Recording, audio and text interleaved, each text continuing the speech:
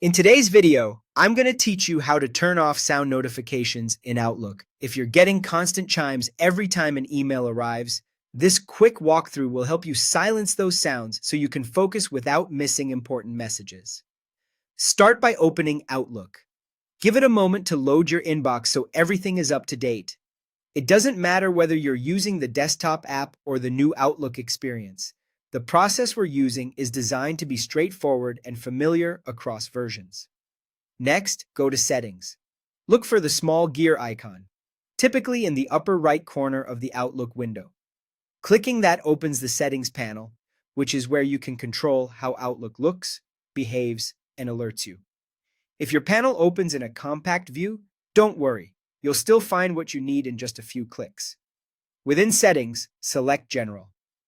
General is the area that groups together everyday preferences, like language, appearance, and most importantly for us, notification behavior. Choosing General helps narrow things down so you're not sifting through unrelated options.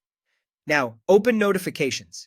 This section is dedicated to how Outlook lets you know about new mail, calendar events, and other activity. You'll typically see options for message previews, badges, and sounds. We're here specifically to handle the sound, so focus on the audio or sound-related line item in this list. Finally, turn off notification sounds in Outlook. Look for the toggle or checkbox that controls sound alerts for new messages, often labeled something like play a sound or sound for new mail. Switch that off. As soon as you do, Outlook will stop playing an audible alert when new emails arrive. Visual alerts you already rely on, like the badge count or a small on-screen banner, can remain active if you prefer, so you'll still see when something new comes in without the noise.